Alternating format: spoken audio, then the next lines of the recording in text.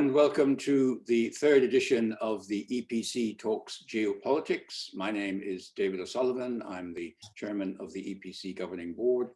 And we are very honored to have with us today the Foreign Minister of Romania, Mr. Bogdan Aurescu, to discuss issues relating to security in the wider Black Sea region, which of course is an area that is of huge importance to Romania. Bogdan Aurescu is a career diplomat. He's been Minister of Foreign Affairs of Romania since November 2019. Prior to that, he was the presidential advisor for foreign policy to the President of Romania. He's an experienced university professor, and this also includes teaching international public law, international organizations and relations at the University of Bucharest, and he has a PhD in legal science. You're very welcome, Minister. Thank you for joining us. Well, thank you so much. It's a great pleasure, and I'm honored to be invited in your series of events, EPC Talks Geopolitics. It's a great pleasure for me to be here. Thank you. Well, we look forward to the discussion. Let me ask you, why don't you explain to us how you see the importance of the Black Sea Economic Cooperation Organization, the BSEC, in the context of the current Black Sea geopolitical and security environment. And I think we've just had elected a Romanian diplomat, Lazar Comănescu, as Secretary General of the organization. Yes, indeed. Lazar Comănescu, a very good colleague of mine and a very seasoned diplomat, former foreign minister, but also former presidential advisor for foreign policy. He was my predecessor in this capacity, and he's a very experienced diplomat specialized in economic relations at the same time, which is a very good match for BSEC. Black Sea Economic Cooperation Organization is in fact a regional full-fledged organization, the most important regional organization in the Black Sea region, which focuses on promoting, fostering economic cooperation in the region. Last year, Romania has exercised the chairmanship in office of BSEC for a full year. Usually the mandate is for 6 months, but because of specific conditions, not only related to the pandemic, but also to a certain misunderstanding at the moment as far as the succession of future presidencies, we have assumed a double mandate, and at the same time we managed to solve this issue of successive presidencies, which was well, a good outcome of our chairmanship in office among others. But this organization has a specific role in a very well complex environment, which we all know in the Black Sea region. And it includes 13 member states. The last one, in fact, the most recent one, because we expect perhaps others to join, if possible, was the Republic of North Macedonia last year, the 13th member during our chairmanship in office. And because it includes basically all riparians, but not only in the Black Sea region, in the wider Black Sea region, it has an important role in order to promote dialogue, because we all know that there are a lot of differences between the various member states of the organization, and which are also, of course, Black Sea region states. And the organization has this role of a platform for dialogue, promoting the culture of dialogue, even in this very difficult environment. Well, this is a very important, tool in well promoting understanding. At the same time, a tool of diffusing tensions among the member states. So we have a permanent and extensive institutional cooperation framework, which covers all levels of governance. We have legal status, we have inclusiveness. There is local ownership, and the agenda in the economic area is quite comprehensive.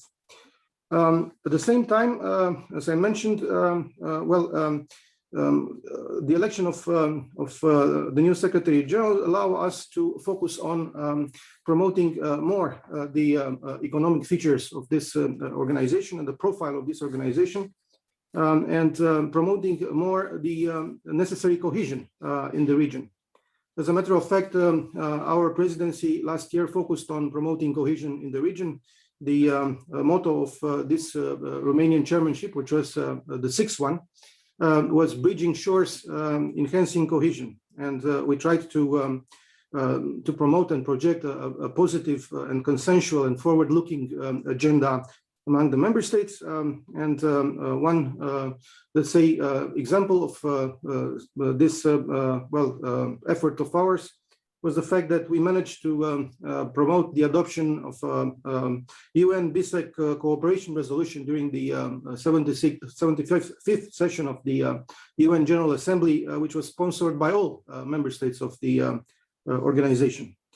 One of the important areas where we should focus, and I think this is something that you are very much aware of, is the development of the BISEC-EU relationship.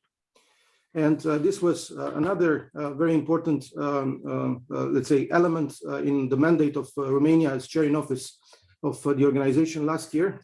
We tried to promote a better relationship with the EU, and I'm confident that the new Secretary General will do its best to continue these efforts. We also try to promote a partnership policy of the organization, because it is worth mentioning that 8 EU member states are also observers of BISEC. All in all, there are 17 observers. I'm quite confident that the organization has a lot of potential. Again, there are a lot of differences between and among the member states, but having this platform is something positive. And sometimes we discuss among ourselves in the Black Sea region what would have happened if such an organization would not have existed. Perhaps the environment would have been more complicated. I'm sure. What would you like to see from the European Union in this future relationship? What ways do you think that the EU can make a positive contribution to dialogue and understanding in the region? Well, during the presidency of Romania of the Council of the European Union in 2019, we have promoted also from that perspective the relationship between EU and BISEC and more involvement of the EU in the Black Sea area. As you know, there is an instrument which is called the Black Sea Synergy. And within that framework, we have promoted and succeeded in the adoption of 2 very important documents. One is the Common Maritime Agenda of the region, which was adopted by all the riparian states, including the Republic of Moldova, including Russia, including all the other member states of the organization, and the Strategic Research and Innovation Agenda. Both these documents are focused on promoting the blue economy. And it is a sort of a guideline for blue economy stakeholders, both public and private. It's also a guide for promoting investments, for promoting more business in the region, and of course, promoting the principles of the blue economy. And especially during this context of efforts for recovery after the pandemic, I think such kind of instruments are very useful and allow for the EU to be more present with financing, with guidance as far as economic projects are concerned, as far as connectivity is concerned. So there is plenty of room for more EU involvement in the Black Sea region. I think you recently had a trilateral meeting, Romania, Poland, and Turkey, where also the foreign ministers of Ukraine and Georgia participated. What were the results, and what will be the next steps? Is this a format you wish to pursue? Well, this trilateral has an interesting history. It was created back in 2012, so there are already 9 years of existence. Romania, Poland, and Turkey are very good strategic partners bilaterally. So it was my idea back in 2009 to start thinking on the creation of such a format. And in 2012, the first meeting of this trilateral on security issues took place in the margins of the Chicago summit, of the NATO summit in Chicago. And since then, we have had a lot of meetings. We have raised in 2016 the level of meetings at the level of foreign ministers, and we are meeting yearly since then. And we are discussing on how to coordinate our efforts within NATO, because this is a platform for supporting the efforts within the alliance. On one hand, and on the other hand, we analyze and compare notes and try to, consider acting together as far as the security evolutions in the region. The trilateral, which was held in Bucharest on the 22nd and 23rd of April, took place at a very timely moment, especially because of the security evolutions in and around Ukraine. This massive deployment of Russian troops in the illegally occupied Crimea and also at the eastern border of Ukraine raised a lot of concern among NATO allies, but also among the regional actors. And one of the main objectives of ours was, on one hand, to analyze together which are the reasons, and on the other hand, what to do in order to block future similar events in the region, to see how we can de-escalate the security situation. It was basically the moment when this security crisis was at its peak, and at the same time, we consider that it is extremely important to invite our partners, Georgia and Ukraine, to attend our meeting. And we had a special session together with the foreign ministers of Georgia and Ukraine. And we have expressed on that occasion our full support for the sovereignty and territorial integrity of Ukraine and of Georgia. We have expressed our support for their Euro-Atlantic aspirations, and we have discussed together with them what are the practical means to support their efforts in order to become more resilient, in order to help them enhance their defense capabilities, and move forward towards their Euro-Atlantic integration goals. As you know, there is a comprehensive package of measures for Georgia already adopted within the alliance. There is a similar package of substantive assistance for Ukraine as well. And within those frameworks, we can, of course, do a lot of things together, and we can discuss how to improve this kind of assistance. We have also discussed a lot about what is now on the Euro-Atlantic agenda, on the Allied agenda, which is the preparation for the incoming NATO summit on the 14th of June. And it was a very good moment for us to discuss and to see that both Romania, Poland, but also Turkey support the same approach towards the NATO summit on the 14th of June, especially as far as our support for the NATO 2030 reflection process, which is coordinated by the Secretary General Stoltenberg. We are, the three of us, allies supporting the decision to start the negotiation process for a new strategic concept of the alliance. We have discussed about the importance of resilience within NATO, because this will be also on the top of the NATO summit agenda, and of course on the discussion for the new strategic concept. And we have also discussed about how to support further our partners. And if we speak about NATO's partners, we speak about EU on one hand, but we have focused on the partners in the region, especially in the Black Sea region. And that's why this is one more reason why to have both Ukraine and Georgia together with us. So all in all, it was a sort of a mini summit of 5 foreign ministers of the region, convening in Bucharest for 1 day and a half. And I think it was very successful. At the end of the meeting, Poland, Romania, and Turkey adopted and signed a joint statement that is encapsulating the results of our discussions. And in that piece of paper, in that important document, we express our support for the NATO 2030 process, for the new strategic concept, and for these concepts that I have mentioned, including enhancing the resilience of the alliance, of the allies, and also of the partners. And on this note, I would like to mention the fact that Romania is preparing the operationalization of a center for resilience in Bucharest, the Euro-Atlantic Center for Resilience, which is meant to help the allies, but also the EU member states, and the partners to become more resilient in various areas. We are working now on the mission statement of the center, which is going to be designed around the 7 principles regarding resilience, which are already adopted within NATO, but we will develop this even further. We will focus on training and assistance for the partners. We will collect within this center best practices and lessons learned. I hope that this will be a very good tool for the alliance also. So this is in a nutshell what we have achieved in Bucharest during this trilateral meeting, which again took place at a very timely moment, taking into account the security situation in the region, but also as far as the efforts towards preparing for a very good NATO summit on the 14th of June in Brussels. Well, I was just going to say, of course, this will be Mr. Biden's first NATO summit.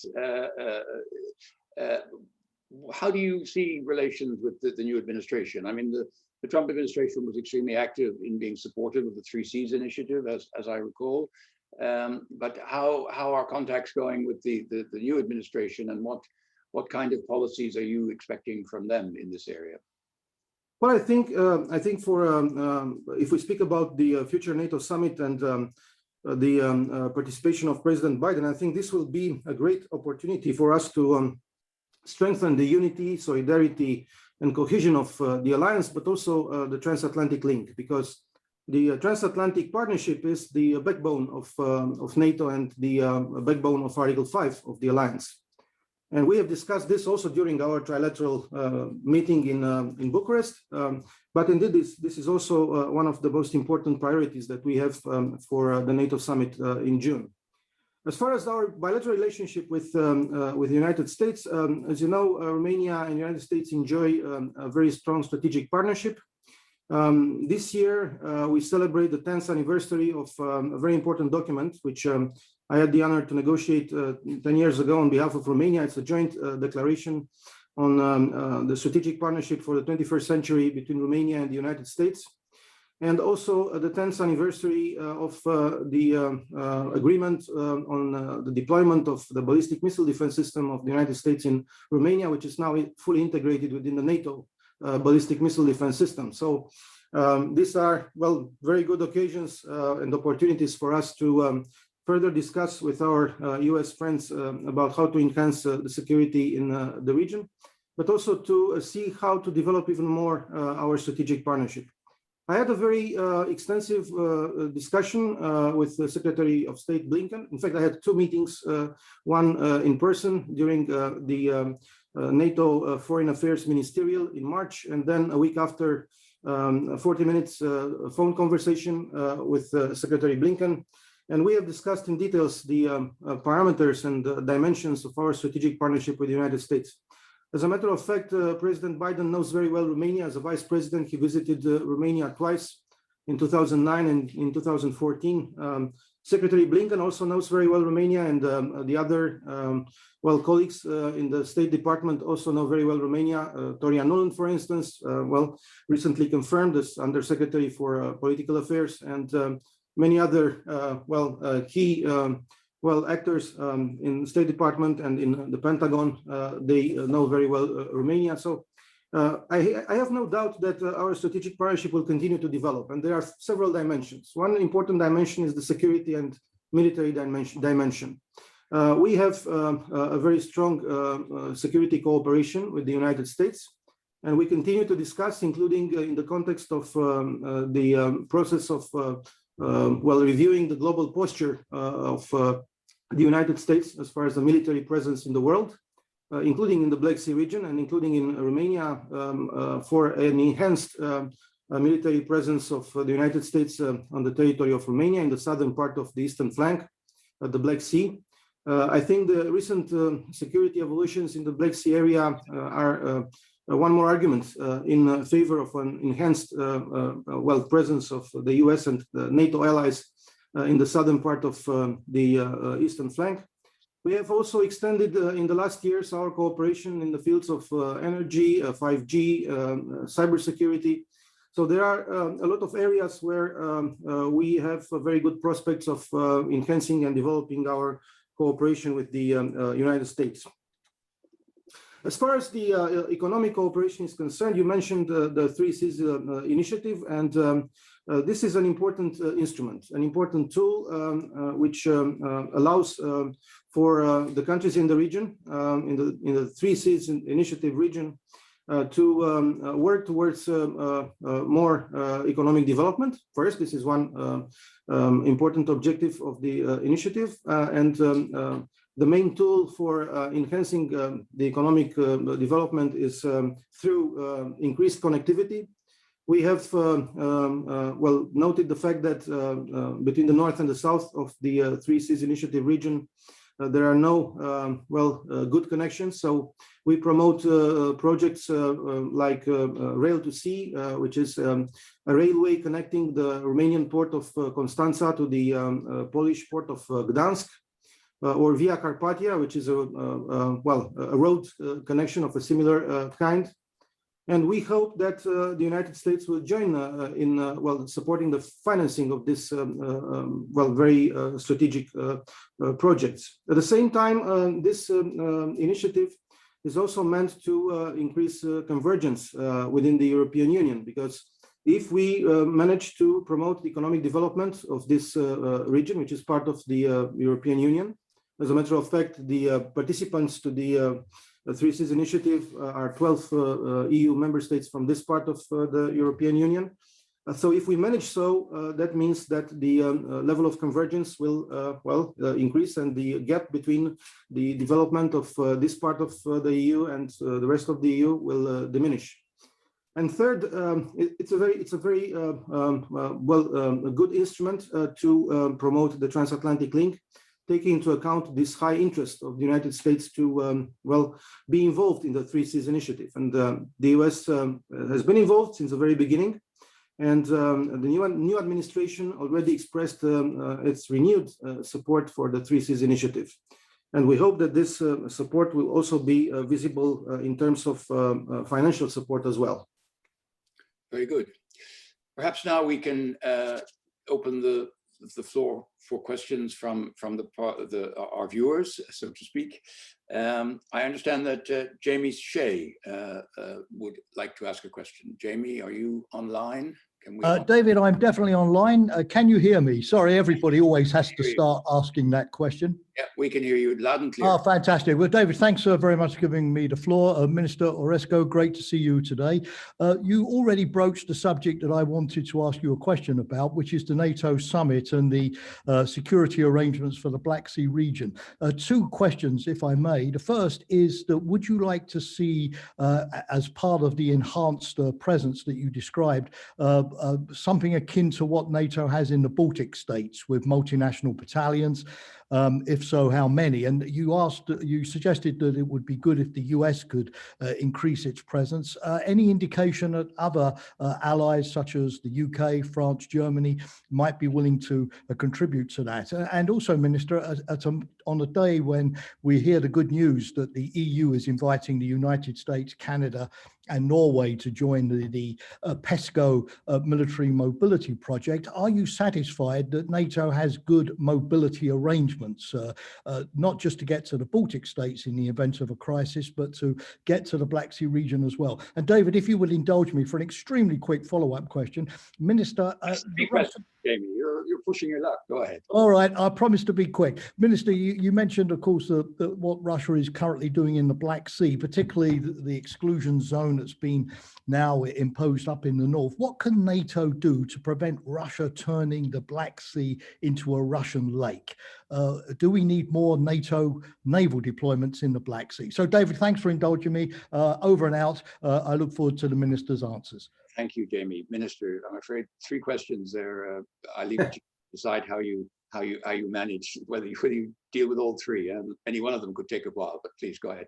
Well, these are very pertinent and very good questions, because as we discussed the NATO summit in June, I think it's important that we mention the fact that Romania is one of the great supporters of enhancing the deterrence and defense on the eastern flank.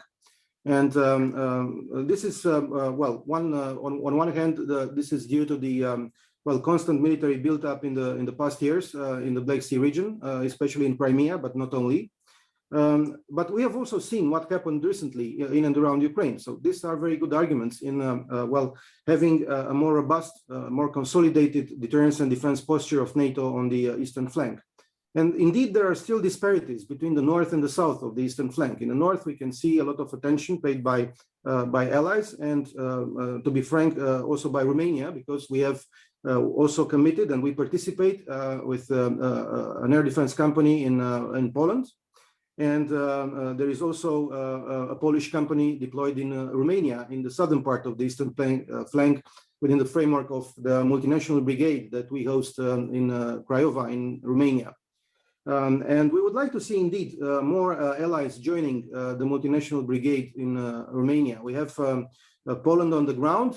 We have some units which are affiliated from certain member states, from Portugal, from Italy, and others. But we need more presence on the ground. At the same time, we can witness in the past years an increase of naval presence in the Black Sea. And indeed, more NATO ships are coming, and we are organizing together a lot of joint exercises. Of course, there is a limitation which is imposed by the Montreux Convention, and only 21 days are allowed for foreign military vessels to stay in the Black Sea. But if we have a constant rotation and well, a multiplication of the NATO military presence in the Black Sea, and we have seen that already happening in the past years, I think that we can say that there is indeed an important and relevant naval presence of NATO in this region. Of course, it doesn't mean that we shouldn't do more. And I think it's important during the NATO summit, during the discussions when we will negotiate the next NATO strategic concept.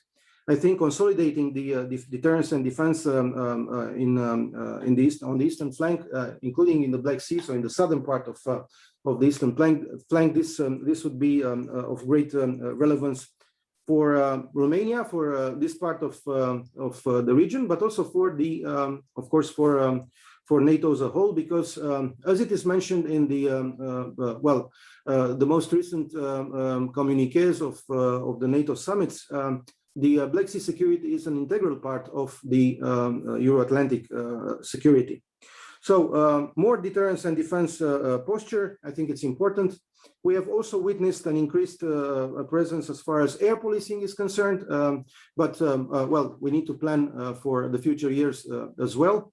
And we are grateful to those allies who are well coming with not only with their navies but also with their airplanes to air patrol in the airspace of Romania and of Bulgaria, so in the Black Sea region. So I think I have covered all three questions at the same time. No, the mobility.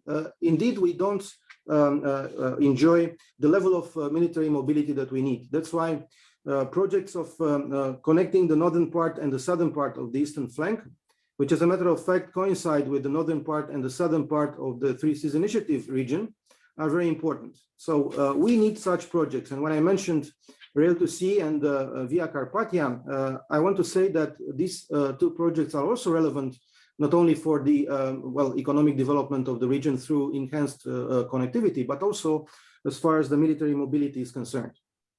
So having well, enhanced mobility between the northern part and the southern part of the eastern flank is a must. And we have to do more as far as ensuring the cohesion of the eastern flank. It's for sure that Russia sees the eastern flank as a whole unit, as a unitary, well, flank. We have to see it as well. Thank you very much, Minister. I have a question now from Denis Matveev of the Marty Asari Peace Foundation, but which I'd like to link with one of my own. Denis's question is, what do you see as the most effective role for the EU in relation to the protracted conflicts in the EU's eastern neighborhood. I would just like to add a rider to that, perhaps.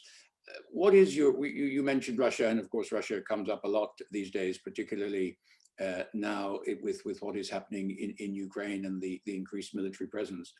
How threatened does Romania feel, and how should we interpret Russia's intentions? And then in that context, to go back to Dennis's question, what's the most effective way for the EU to respond to Russia's behavior? Well, to start with the second question, we don't feel threatened. I mean, Romania is a NATO ally, is part of the alliance. The alliance is the most successful and powerful military alliance in history. So we don't feel threatened. But at the same time, we are concerned that when we see such a massive deployment of troops, such a show of military force in the region, and we can't help asking ourselves, what's the reason for that? What kind of pressure Russia would like to for us to feel as NATO allies in the region? Because if Jamie, she asked us about a Black Sea as a Russian lake. Because of the NATO allies, which are riparian to the Black Sea, Black Sea is partly a NATO lake as well, if I may say so. So we cannot give up to be present there as far as an alliance. And I think it's important that we continue to promote our values in this region. So I think it's very important that NATO continues to, again, enhance the deterrence and defense in this area. At the same time, the projected conflicts do represent, a threat to the regional security. And not only to the regional security, taking into account the links between the Black Sea security and the Euro-Atlantic security in general. So we see, a chain of, protracted conflicts, which have a lot of consequences upon the security in general, but also on the level of development of the states which are, directly affected, whose territorial integrity is, menaced by this, frozen protracted conflicts. Protracted conflicts, perhaps it's better than frozen, because we can see that from time to time they become very hot. And last year's evolutions regarding Nagorno-Karabakh, I think, were a very clear example of how these frozen conflicts can ignite and become very hot.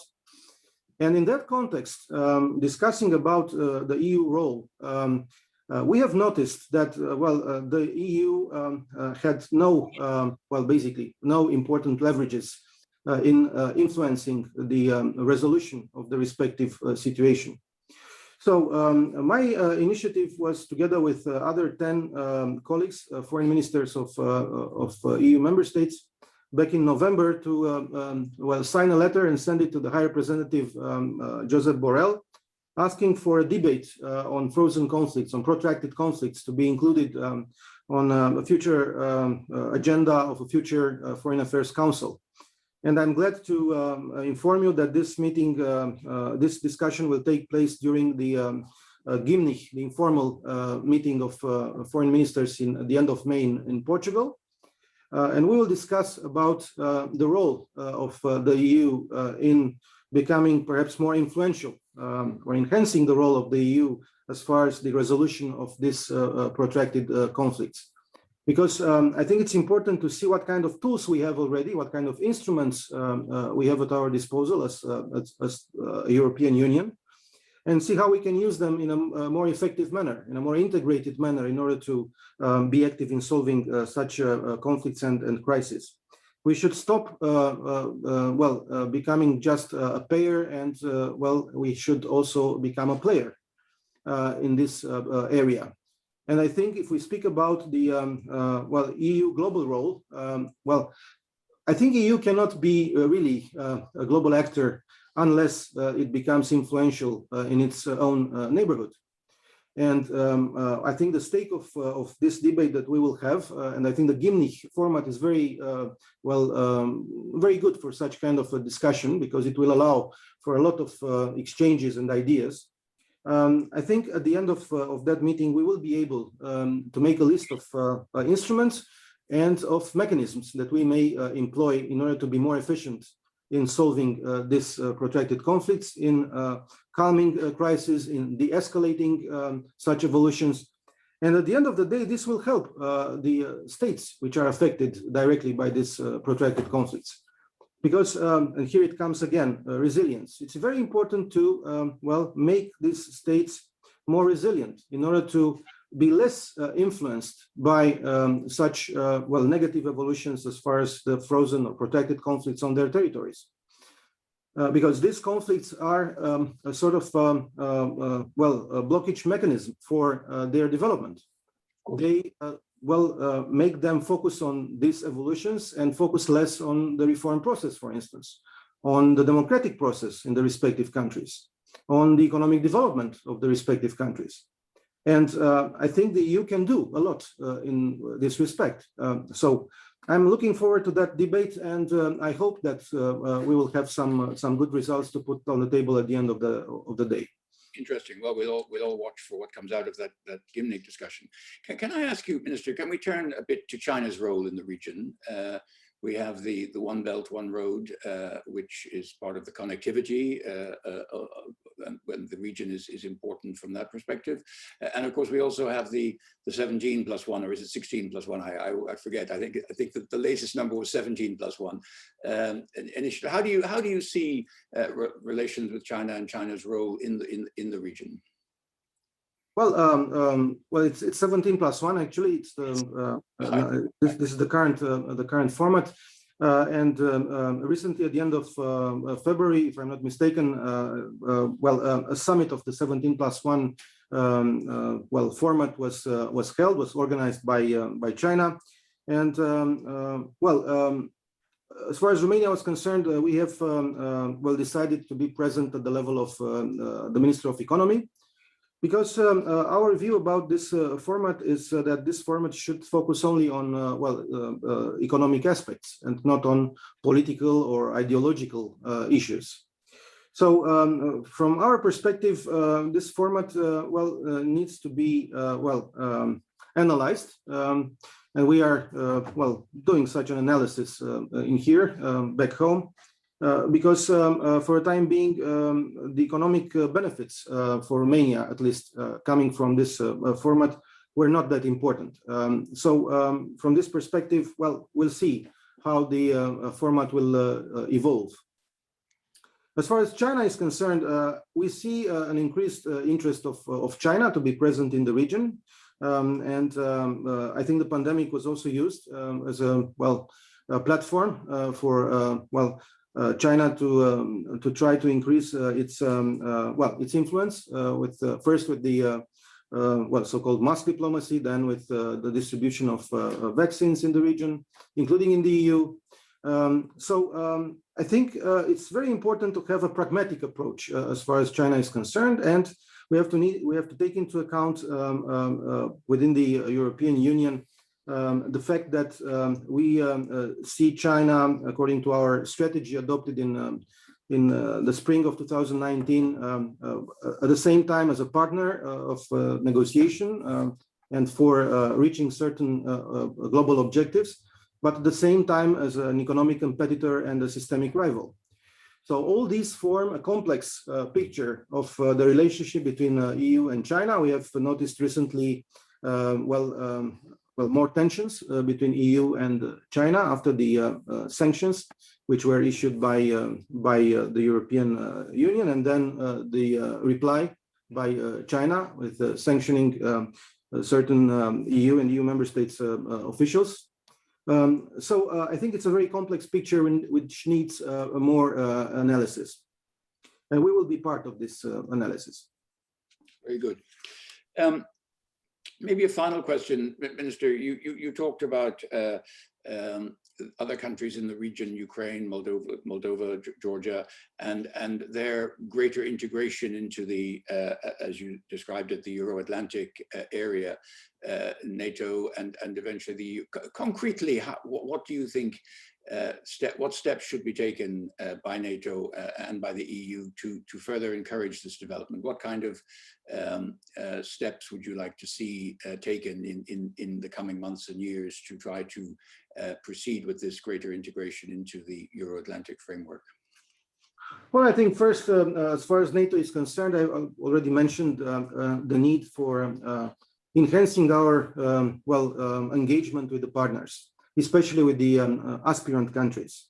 And as we have done it already within our trilateral framework, Romania, Poland, and Turkey, I think at the level of NATO as a whole, the debate on NATO 2030 reflection process and on the new strategic concept will allow us to elaborate more on how to support our partners further, and what kind of assistance we can extend to our partners in order to become more resilient, in order to increase their defense capabilities, their cyber defense, their resistance to hybrid threats, and so on. As far as EU is concerned, I think the summit of the Eastern Partnership that we will hopefully organize by the end of this year, which was postponed for several times. Well, I think it will allow us to elaborate more on how the EU can grant more assistance to our Eastern Partnership countries. And I think these countries do need concrete, incentives and concrete support. We have discussed some time ago during a previous Eastern Partnership Summit about the 20 deliverables for 2020. And I think we need to take a look at those deliverables and to see which one was done and which one was not implemented. I'm thinking here out of that list, for instance, to the implementation of the roaming for Eastern Partnership countries. And this was not done, that's for sure. Such kind of concrete gesture might be of great help for the Eastern Partnership countries, but not only. I think more assistance in the field of the rule of law, in the field of supporting the independence of the justice systems, in the field of electoral law, in the field of security, because we witness such evolutions in the field of security. I also think that EU can be active in that area as well, not only NATO. I think all this can create and design a comprehensive package for our Eastern partners in order to help them come closer to the values and to the principles which we uphold within the EU. We are not yet there. We are still working on the preparation of the Eastern Partnership Summit for this year. We are working in various formats bilaterally with some member states. We are working also in some formats within the EU on the preparation of the summit. So I cannot give you a full list of what we can do, but I think we should be ambitious on that. And I think that that our partners do need our support. Very good. Well, I think, Minister, we're almost out of time. Unless there is any final observation or comment you would like to make, I'd like to thank you very warmly for joining us, for your valuable insights into the region, into some of the issues which Romania is promoting in and around the Black Sea, within NATO, within the EU. As you say, we have an important NATO summit coming up. We will have the Eastern Partnership, and of course, you've announced to us this very interesting discussion in the Gymnich format on the issue of protracted conflicts. So this is, the agenda is very full, and we'd like to thank you for joining us and sharing your thoughts. And we look forward perhaps to having the opportunity maybe to do this again when some of those events are past and we can see what progress has been made and what remains to be done. So it only remains for me to thank you very much, to thank our participants, and to close the meeting. Thank you very much. Thank you so much. Thank you.